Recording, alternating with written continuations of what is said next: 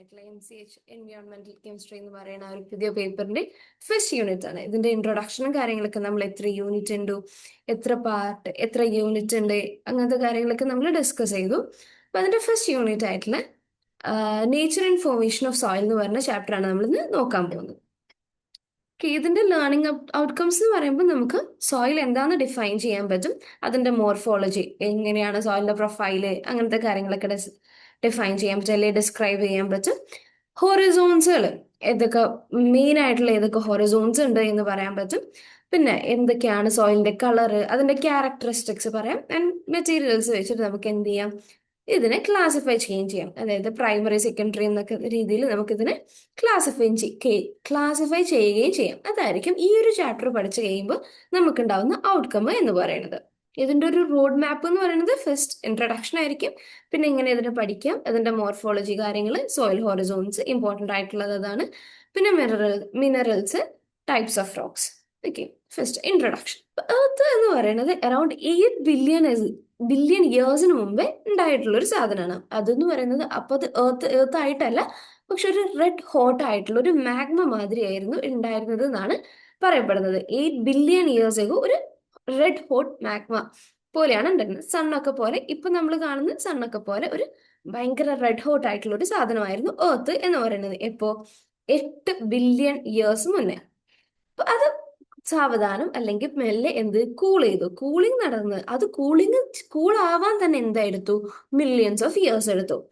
പിന്നെ കണ്ടിന്യൂസ് ആയിട്ടുള്ള മഴ കാരണം വാലീസ് ഉണ്ടായി, ഓഷ്യൻസ് ഉണ്ടായി. വാലീസ് താഴ്വാരങ്ങളും ഓഷ്യൻസും കാര്യങ്ങളൊക്കെ ഉണ്ടായി.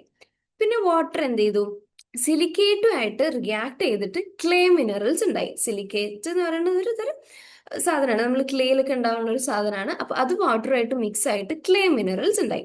പിന്നെയാണ് ജീവൻ ഉണ്ടായത്, ലൈഫ് എവോൾവ്. പിന്നെ സോയിലും ഓർഗാനിസംസും ഒക്കെ കാരണം നമ്മൾ ഇന്നുള്ള സോയിൽ ഓർഗാനിസംസും ലൈഫും എല്ലാം കൂടെയാണ് ഇന്ന് കാണുന്ന സോയിൽ ഉണ്ടായത് എന്നാണ് പറയപ്പെടുന്നത്. ഓക്കെ, എന്താണ് സോയിൽ, എന്തുകൊണ്ടാണ് സോയിൽ ഇത്രയും ഇമ്പോർട്ടന്റ് ആവുന്നത് എന്നാണ് നോക്കുന്നത്. സോയിൽ ഇല്ലെങ്കിൽ എന്തെങ്കിലും ബുദ്ധിമുട്ടുണ്ടോ എന്നുള്ളത്. ഇപ്പൊ ഒരു ബ്രോഡ് വ്യൂ ആയിട്ട് നമുക്ക് എന്ത് പറയാം, എർത്തിന്റെ ക്രസ്റ്റിലുള്ള മുകളിൽ കൂടെയുള്ള ഒരു തിൻ ലെയർ ആണ് സോയിൽ എന്ന് പറയാം. അതെന്ന് പറയുന്നത് പ്ലാന്റ് ഗ്രോത്തിനൊക്കെ ആവശ്യമായിട്ടുള്ള ഒരു സാധനമാണ്. ഫാർമറിനെ സംബന്ധിച്ചിടത്തോളം അതെന്താണ്, ഉഴുത് മറിക്കാൻ പറ്റിയ, പ്ലഫ് ചെയ്യാൻ പറ്റിയ ഒരു സർഫസ് ആണ്. എന്തിനു വേണ്ടിയിട്ട്, ക്രോപ്സിന് വേണ്ടിയിട്ട് അല്ലെ, ക്രോപ്സ് ഒക്കെ അല്ലെങ്കിൽ കൃഷിക്ക് വേണ്ടിയിട്ടുള്ള ഒരു സർഫസ് ആണ് സോയില് എന്ന് പറയുന്നത്. സിവിൽ എഞ്ചിനീയറെ സംബന്ധിച്ചിടത്തോളം അത് അവർക്ക് റോഡും ബിൽഡിങ്ങും കാര്യങ്ങളൊക്കെ ഉണ്ടാക്കാൻ വേണ്ടിയിട്ടുള്ള ഒരു ഫൗണ്ടേഷൻ ആണ്. മണ്ണിന്റെ മുകളിലാണല്ലോ എല്ലാം ഉണ്ടാക്കുന്നത്. ഓയിൽ ടെക്നോളജിസ്റ്റിനെ സംബന്ധിച്ചിടത്തോളം അവർക്ക് വേണ്ട ഈ പെട്രോളിയം കാര്യങ്ങളൊക്കെ കുഴിച്ചെടുക്കാൻ പറ്റുന്ന അല്ലെങ്കിൽ അത് സ്റ്റോർ ചെയ്യുന്ന ഒരു സാധനമാണ് സോയിൽ എന്ന് പറയുന്നത്. അതിന് സയന്റിഫിക് ഡെഫിനിഷൻ പ്രകാരം collection of natural bodies on earth surface containing living matter capable of supporting plants out of doors. Soil എന്ന് പറഞ്ഞാൽ ഒരുപാട് നാച്ചുറൽ ബോഡീസ്, എർത്തിന്റെ സർഫസിൽ ഒരുപാട് നാച്ചുറൽ ബോഡീസും ലിവിങ് മാറ്ററും ഒക്കെ ഉള്ള ഇതിന്റെ ഒരു കളക്ഷനാണ് സോയിൽ എന്ന് പറഞ്ഞാല്. ആൻഡ് സോയിലിന് എന്തിനുള്ള എബിലിറ്റി ഉണ്ട്, പ്ലാന്റ്സിന്റെ ഗ്രോത്തിനെ സപ്പോർട്ട് ചെയ്യാനുള്ള എബിലിറ്റിയും കൂടെ ഈ സോയിലിനുണ്ട്. ഇനി സോയിൽ സ്റ്റഡി നമുക്ക് എങ്ങനെ പഠിക്കാം? അതിന് 2 ടൈപ്പ് സ്റ്റഡി ആണുള്ളത്, പെഡോളജി, എഡഫോളജി. പെഡോളജി എന്ന് പറഞ്ഞാൽ പെഡോളജിയിലെ പ്രകാരം സോയിൽ ഒരു നാച്ചുറൽ എൻറ്റിറ്റി ആയിട്ടാണ് കാണുന്നത്. ഒരു നാച്ചുറലി ഉള്ള ഒരു സാധനമാണ് പെഡോളജിയിൽ സോയിലിനെ കാണുന്നത്. അത് എന്തിനെയാണ് ഫോക്കസ് ചെയ്യുന്നത്, ബയോകെമിക്കലി വെതേർഡ് പ്രൊഡക്റ്റ് ഓഫ് നേച്ചർ. ബയോകെമിക്കലി സംഭവിക്കുന്നതാണ് സോയിലിന്റെ പ്രൊഡക്ഷൻ എന്ന് പറഞ്ഞാൽ ബയോകെമിക്കലി വെതേർഡ് ആയിട്ടുള്ളൊരു പ്രൊഡക്റ്റ് ആണ് എന്നുള്ള രീതിയിലാണ്. ഈ പെഡോളജിയിലാണ് നമ്മൾ ഇതിന്റെ ഒറിജിൻ പഠിക്കുന്നത്. സോയിലിന്റെ ഒറിജിൻ എങ്ങനെയാണ്, അതിന്റെ ഫോർമേഷൻ, അതിന്റെ ക്ലാസിഫിക്കേഷൻ, ഇങ്ങനത്തെ കാര്യങ്ങളൊക്കെ നമ്മൾ പഠിക്കുന്നത് പെഡോളജിയിലാണ്.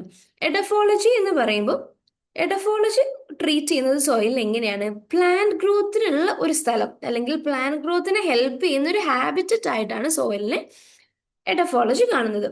അത് മെയിൻ ആയിട്ട് ഫോക്കസ് ചെയ്യുന്നത് ഫുഡിനെയും ഫൈബറും ഒക്കെ എങ്ങനെ പ്രൊഡ്യൂസ് ചെയ്യും, സോയിൽ എങ്ങനെയാണ് ഫുഡിനെയും ഫൈബറിനെയും പ്രൊഡ്യൂസ് ചെയ്യുന്നത് എന്നുള്ളത്. അതായത് ചില സോയിലിൽ ചില ക്രോപ്പ് മാത്രമേ വളരുള്ളൂ, അതിനെക്കുറിച്ചൊക്കെ. അപ്പൊ അത് പ്രൊഡക്ടിവിറ്റിനെ, കൺസർവേഷന്, മാനേജ്മെന്റ്, ഈ കാര്യങ്ങളൊക്കെയാണ് എഡഫോളജിയിൽ പഠിക്കുന്നത്. ഇപ്പൊ സോയിൽ സ്റ്റഡിയിൽ നമുക്ക് 2 രീതിയിൽ ഡിവൈഡ് ചെയ്യാം, പെഡോളജി, എഡഫോളജി. പെഡോളജി നാച്ചുറൽ എൻറ്റിറ്റി ആയിട്ടാണ് സോയിലിനെ കാണുന്നത്. അതിന്റെ ഒറിജിൻ, ഫോർമേഷൻ, ക്ലാസിഫിക്കേഷൻ അങ്ങനത്തെ കാര്യങ്ങളൊക്കെയാണ്. വെതേർഡ് പ്രൊഡക്റ്റ് ഓഫ് നേച്ചർ എന്നുള്ള രീതിയിലാണ് നമ്മൾ സോയിലിനെ കാണുന്നത്.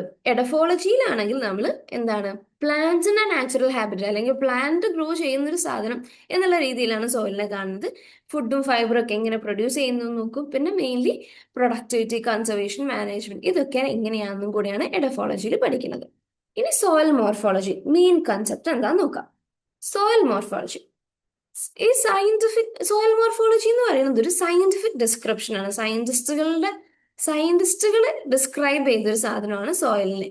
സോയിൽ ഏതൊക്കെ രീതിയിലാണ്, എത്ര ലെയർ ഉണ്ട്, എങ്ങനെയൊക്കെ നമുക്ക് അതിനെ മെഷർ ചെയ്യാം, അങ്ങനത്തെ ഒത്തിരി കാര്യങ്ങളാണ് സോയിൽ മോർഫോളജിയിൽ ഉള്ളത്. സോയിൽ പ്രൊഫൈൽ ആണ് എന്നുണ്ടെങ്കിൽ a vertical two-dimensional cross-section of the soil that reveals its characteristic layers known as horizon. Soil പ്രൊഫൈലിലാണ് നമ്മൾ ഹൊറിസോൺസ് പഠിക്കുക. അതായത് നമ്മളൊരു വെർട്ടിക്കൽ ആയിട്ട് 2-dimensional ക്രോസ് സെക്ഷൻ എടുക്കുകയാണെന്നുണ്ടെങ്കിൽ അത് അതിന്റെ ക്യാരക്ടറിസ്റ്റിക് ലേയേഴ്സിനെ കാണിക്കും.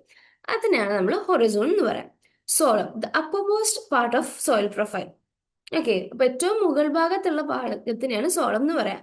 അവിടെയാണ് എന്ത്, മെയിൻ ആയിട്ട് സോയിൽ ഫോർമേഷനും പ്ലാന്റ് റൂട്ട്സും കാര്യങ്ങളൊക്കെ ഉണ്ടാകുന്നത്. അല്ലെങ്കിൽ സോയിൽ എനിമൽസ് ഒക്കെ ഉള്ളത്. സോയിൽ എനിമൽസ് എന്നൊക്കെ പറയുമ്പോൾ നമ്മൾ മണ്ണിന്റെ പോലത്തെ, എർത്ത് വേം ഒക്കെ പോലത്തെ ഈ മണ്ണ് മാറ്റിയാൽ കാണുന്ന ഓർഗാനിസത്തിനെയാണ് നമുക്ക് സോയിൽ എനിമൽസ് എന്ന് പറയാം. അപ്പൊ അത് അല്ലെങ്കിൽ പ്ലാന്റ് റൂട്ട്സ് അങ്ങനെയെല്ലാം ഉണ്ടാകുന്ന അപ്പർ പാർട്ടിനെയാണ്, സോയിലിന്റെ അപ്പർ പാർട്ടിനെയാണ് നമ്മൾ സോളം എന്ന് പറയാം. ഇനി പെഡം എന്ന് പറഞ്ഞാല് 3-dimensional സാമ്പിളിംഗ് വോളിയം ആണ് എന്ത്, പെഡൻ എന്ന് പറയുന്നത്. അത് 1 to 10 മീറ്റർ സ്ക്വയർ ആണ്. എന്ത്, നേച്ചുറൽ അറേഞ്ച്, ഈ സോയിൽ എങ്ങനെയാണ് അറേഞ്ച് ചെയ്തിട്ടുള്ളത് അങ്ങനത്തെ ഒക്കെ കാണിക്കാൻ വേണ്ടിയിട്ടുള്ള ഒരു സെക്ഷനെയാണ് നമ്മൾ പെഡൻ എന്ന് പറയാം. പോളിപെഡൻ എന്ന് പറഞ്ഞാൽ ഒരു ലാർജർ ഏരിയ ആണ്. അതായത് ഒരുപോലത്തെ പെഡൻസ് കൂടി ചേർന്നിട്ടുള്ള ഒരു ലാർജർ ഏരിയ നമുക്ക് പിക്ചറിൽ കാണാം അല്ലെ. ഇതാണ് പോളിപെഡൻ. ഈ പെഡൻ, ഒരുപാട് പെഡനുകൾ കൂടി ചേർന്നിട്ടുള്ളതാണ് പോളിപെഡൻ. സോയിൽ പ്രൊഫൈൽ നോക്കുകയാണെങ്കിൽ ഒത്തിരി ഹൊറിസോൺസ് ഉണ്ട്, OABC എന്ന് പറഞ്ഞു കണ്ടു. ഓക്കെ, ഈ പെഡനെ നമ്മൾ എൻലാർജ് ചെയ്ത് കാണിക്കുന്നതാണ് എന്ത്, സോയിൽ പ്രൊഫൈൽ. മൊത്തത്തിലാണ് നമ്മൾ എന്ത് പറയാം, സോയിൽ മോർഫോളജി എന്ന് പറയാം. സോയിൽ മോർഫോളജിനെ ഡിവൈഡ് ചെയ്തിട്ടാണ് നമ്മൾ പോളിപെഡൻ വരെ എത്തിയത്. സോയിൽ പെഡൻ ആണ് സിംഗിൾ യൂണിറ്റ്, അതിന്റെ ഒരുപാടുള്ള സാധനത്തിനാണ് നമ്മൾ പോളിപെഡൻ എന്ന് പറയാം. ഈ മുകൾ ഭാഗത്തിനാണ് നമ്മൾ സോളം എന്ന് പറയാം. ഓക്കെ, ഇനി characteristic of soil profile. The Manzil colour system. നമ്മൾ എങ്ങനെയാണ് സോയിൽ പ്രൊഫൈലിനെ നോക്കുന്നത്, ഒരു കളർ സിസ്റ്റത്തിന് വെച്ചിട്ടാണ്. അതിന്റെ പേരാണ് മൻസിൽ കളർ സിസ്റ്റം. അതെന്ന് പറഞ്ഞൊരു ഗ്ലോബലി ആക്സെപ്റ്റഡ് സ്റ്റാൻഡർഡൈസ്ഡ് സിസ്റ്റം ആണ് സോയിൽ കളറിനെ ബേസ് ചെയ്തിട്ട് റെക്കോർഡ് ചെയ്യാനുള്ള. ഓക്കെ, ഹുയി എന്ന് പറയുന്നത് the dominant spectral colour red R yellow Y. It release a wave length of light. Okay, hue എന്ന് പറയുന്ന റെഡ് കളറിൽ അല്ലെങ്കിൽ ആ ഒരു കോഡ് വരുന്നതിൽ അവിടെ എന്താണ്, ഡൊമിനന്റ് കളർ എന്ന് പറയുന്നത് റെഡ് ആണ് അല്ലെങ്കിൽ യെല്ലോ ആണ്. ഓക്കെ, അതെന്താണ്, വേവ് ലെങ്ത് ഓഫ് ലൈറ്റ്സിനെ റെപ്രസെന്റ് ചെയ്യും. ഓക്കെ, പ്രിൻസിപ്പൽ കളേഴ്സ് ആയിട്ടുള്ള red, yellow, green, blue, purple, ഇങ്ങനെ 3 കളേഴ്സ് ആണ് ഉള്ളത്. ഓക്കെ, പിന്നെ എന്തെന്ന് പറഞ്ഞാൽ ഒന്ന് ഹ്യൂയി കളറാണ്, 2 വാല്യൂ ആണ്. എത്രത്തോളം ലൈറ്റ്നെസ് ഉണ്ട് അല്ലെങ്കിൽ ഡാർക്ക്നെസ് ഉണ്ട് ആ കളറിന് എന്നുള്ളതാണ്. അതിന്റെ ഒരു റേഞ്ച് എന്ന് പറയുന്നത് 0 to 10 ആണ്. 0 എന്ന് പറയുന്നത് പ്യുവർ ബ്ലാക്കും, 10 എന്ന് പറയുന്നത് പ്യുവർ വൈറ്റും. Third one is chroma.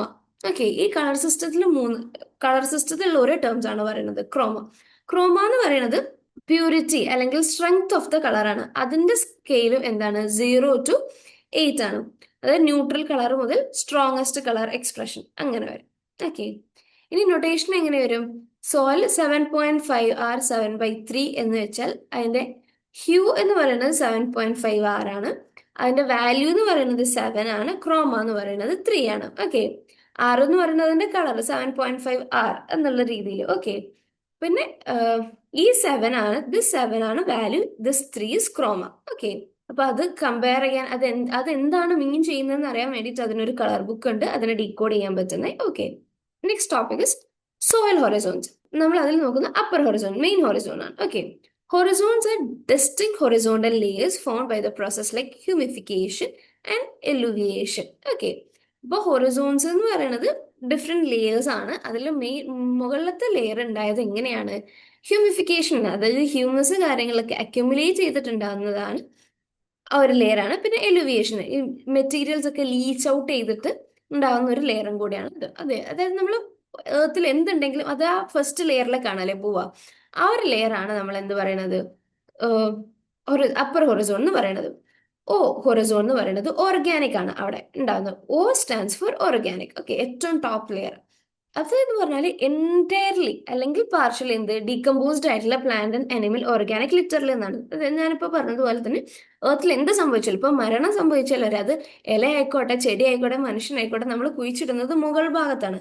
അപ്പൊ അവരുടെ ഡീകമ്പോസിഷൻ കാരണം ഉണ്ടാകുന്ന ആ ഒരു ലെയർ, അതും കൂടെ ആ ഒരു ഹൊറിസോൺ അല്ലെങ്കിൽ ഓർഗാനിക് ലെയറിലാണ്. അപ്പം മോർ ദാൻ അതൊരു ഹൊറിസോൺ അല്ലെങ്കിൽ ഓർഗാനിക് ലെയർ ആണ് എന്ന് പറയാൻ അതിൽ മോർ ദാൻ 30% ഓർഗാനിക് മാറ്റർ ഉണ്ടായിരിക്കണം. ഓക്കെ. സെക്കൻഡ് എന്ന് പറയുന്നത് എ ഹൊറിസോൺ ആണ്. അതായത് മുകളിലത്തെ രണ്ട് ഹൊറിസോണിൽ ഫസ്റ്റ് ഒ ആണ്, സെക്കൻഡ് വൺ ഇസ് എ. അതെന്ന് വെച്ചാൽ മിനറൽ ആണ്. A mineral Horizon consisting of accumulated organic matter mixed with surface oil. Second എന്ന് പറയുന്നത് ഓർഗാനിക് മാറ്റർ വിത്ത് സർഫസ് ഓയിൽ ആണ്.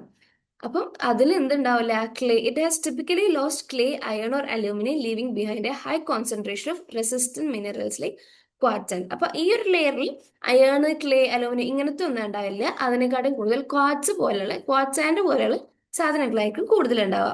സെക്കൻഡ് ഹൊറിസോൺ എന്ന് പറയുന്നത് മിനറൽ ഹൊറിസോൺ ആണ്. അതെന്ന് പറഞ്ഞാൽ ഒരു മിക്സ്ചർ ഓഫ് ഓർഗാനിക് മാറ്ററും സർഫസ് ഓയിലും കൂടെയാണ്. ഓക്കെ. ഇനി ലോവർ ഹൊറിസോൺ എന്ന് പറയുന്നത് അതിൽ ഫസ്റ്റ് വൺ ഈ ഹൊറിസോൺ എലുവിയൽ.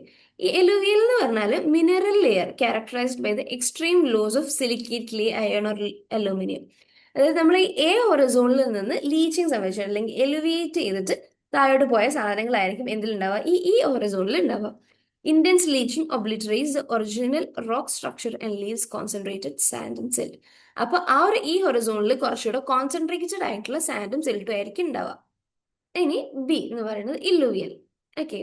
ഈ ബി ഹൊറിസോണിലാണ് എന്ത് അവിടെയാണ് എല്ലാ സാധനങ്ങളും അക്യുമുലേറ്റ് ചെയ്ത് എടുക്കുക. This layer captures silicate clay, iron, aluminium, humus എല്ലാം ഇതിൽ ഈ ഹൊറിസോണിൽ നിന്ന് വാഷ് ഔട്ട് ആയി വരുന്ന എല്ലാ സാധനങ്ങളെയും സ്റ്റോർ ചെയ്യുന്ന ഒരു സ്റ്റോറേജ് ആണ് ബി ഹൊറിസോൺ എന്ന് പറയുന്നത്.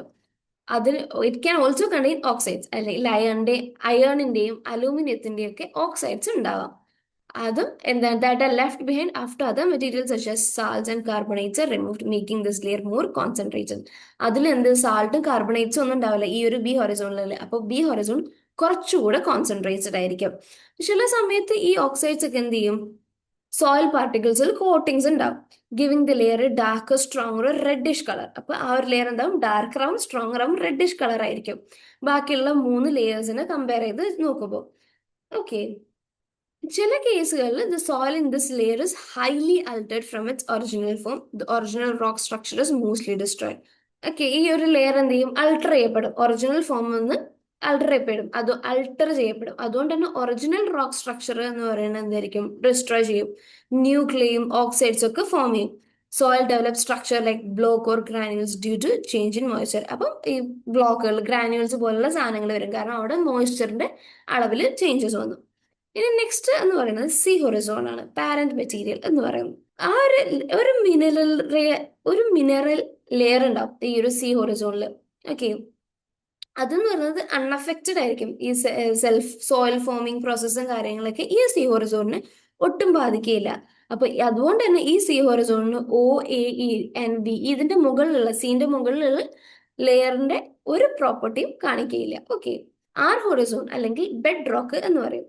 അതെന്ന് പറഞ്ഞാൽ ഭയങ്കര ഹാർഡാണ്, unweathered rock lying at the very base of the soil. ഏറ്റവും അടിയിലുള്ളതാണ് ബെഡ് റോക്ക് എന്ന് പറയും. കാരണം അതിന്റെ അടിയിൽ ഭയങ്കര പാറക്കല്ലുകളാണ്, ഇളക്കം സംഭവിക്കാത്ത പാറക്കല്ല്, വെതറിങ് സംഭവിക്കാത്ത പാറക്കല്ലുകളാണ് അതിന്റെ അടിയിലുള്ളത്. ഓക്കെ. നെക്സ്റ്റ് ടോപ്പിക് എന്ന് പറഞ്ഞാൽ സബോർഡിനേറ്റ് ഡിസ്റ്റിങ്ഷൻസ് ഇൻ ഹൊറിസോൺസ് ആണ്. അപ്പം നമ്മൾ മെയിൻ ആയിട്ടുള്ള ക്യാപിറ്റൽ ലെറ്റേഴ്സ് ആയിട്ടുള്ള മാസ്റ്റർ ഹൊറിസോൺസ് പഠിച്ചു. അതിന്റെ ഇടയിലായിട്ടുള്ള ഹൊറിസോൺസിനെ നമ്മൾ എന്ത് ചെയ്യും, സ്മോൾ ലെറ്റേഴ്സ് വെച്ചിട്ട് കാണിക്കും. ഓക്കെ. അല്ലെങ്കിൽ അതിനെ സഫിക്സ് ആയിട്ട് കാണിക്കും. അപ്പം ടി എന്ന് പറയുന്ന സഫിക്സ് എന്താണ്, ഫ്ലഫിംഗ് അല്ലെങ്കിൽ ഹ്യൂമൻ ഡിസ്റ്റർബൻസ് ഉണ്ട് എന്ന് പറയും. അപ്പൊ എ പി എന്ന് പറയുകയാണെന്നുണ്ടെങ്കിൽ അതെന്താണ്, ഫ്ലഫ്ഡ് ആയിട്ടുള്ള ടോപ്പ് സോയിൽ ആണ് എന്ന് പറയാം. ഓക്കെ. ഇനി ടി, നമ്മളിത് മെയിൻ ഹൊറിസോണിലേക്കാണ് ആഡ് ചെയ്യുക. അത് ആ സോയിലിന് എന്ത് സംഭവിച്ചു, ആ ഹൊറിസോണിൽ എന്ത് ചെയ്തു എന്നുള്ളത് കാണിക്കാൻ വേണ്ടിയിട്ടാണ്. ടി എന്ന് പറയുന്ന സബോർഡിനേറ്റ് എന്തിനുള്ളതാണ്, ഇല്ലുവിൽ accumulation of silicate clay. Okay. സിലിക്കേറ്റിലെ അക്യുമുലേഷൻ ഉണ്ട് എന്നുള്ളത് കാണിക്കാൻ വേണ്ടിയിട്ടാണ് ടി യൂസ് ചെയ്യുന്നത്. അപ്പൊ ബി ടി എന്ന് പറഞ്ഞാൽ BT എന്ന് ഡിനോട്ട് ചെയ്ത് അതിന്റെ അർത്ഥം എന്താ, ആ ഒരു ഹൊറിസോൺ ലെയർ എന്ന് പറഞ്ഞാൽ ഭയങ്കര റിച്ച് ആണ് ക്ലേയില്. ഇനി K എന്ന് പറഞ്ഞാൽ അക്യുമുലേഷൻ ഓഫ് കാർബണേറ്റ്സ് ആണ്. G എന്ന് പറഞ്ഞാൽ ഇൻഡിക്കേറ്റ്സ് ഗ്ലെയിൻ. ഗ്ലെയിൻ എന്ന് പറഞ്ഞാൽ എന്താ, reduction of iron. Okay, iron reduce ചെയ്തിട്ട് ഗ്രേ കളർ ആവും, usually due to poor drainage and water logging. ഇനി H എന്ന് പറഞ്ഞാൽ എന്താണ്, ഓർഗാനിക് മാറ്ററിന്റെ ഇല്ലുവിയൽ അക്യുമുലേഷൻ ആണ്. ഓക്കെ, അങ്ങനെ ഓരോ ലെറ്റേഴ്സിനും ഓരോ മീനിങ് ഉണ്ട്. എസ് എന്ന് പറഞ്ഞാൽ അക്യുമുലേഷൻ ഓഫ് സെസ് ക്യോക്സൈഡ്സും, W എന്ന് പറഞ്ഞാൽ ഡിസ്റ്റിങ്റ്റീവ് കളർ അല്ലെങ്കിൽ സ്ട്രക്ചർ ആയി, R എന്ന് പറഞ്ഞാൽ വെതേർഡ് അല്ലെങ്കിൽ സോഫ്റ്റ് ബെഡ് റോക്ക് എന്നുള്ളൊരു മീനിങ്. അപ്പൊ ഇത്രയായിരുന്നു നമ്മൾ ഈ ഒരു ടോപ്പിക്, ഈ ഒരു PPT എന്ന് പറയുന്നത്. ഇതിൽ നമ്മൾ ഡിസ്കസ് ചെയ്തത് സോയിലിനെ കുറിച്ചാണ്. രണ്ട് രീതി പറഞ്ഞു എങ്ങനെ ഇത് അപ്രോച്ച് ചെയ്യാം എന്നുള്ളത്. പെഡോളജി, അങ്ങനെ രണ്ട് രീതികൾ പറഞ്ഞു, എഡഫോളജി, പെഡോളജി. പിന്നെ എന്താണ്, ഹൊറിസോൺസിനെ കുറിച്ച് പറഞ്ഞു, മെയിൻ ആയിട്ടുള്ള ഹൊറിസോൺസ് ഏതൊക്കെയാന്ന് പറഞ്ഞു. പിന്നെ ഓരോ ഹൊറിസോണിന്റെയും കൂടെ നമ്മൾ ഓരോ പ്രിഫിക്സ് ആഡ് ചെയ്യുമ്പോൾ അല്ലെ സെഫിക്സ് ആഡ് ചെയ്യുമ്പോൾ എന്താണ് അതിന്റെ മീനിങ് എന്നും കൂടെ പറഞ്ഞു. Thank you.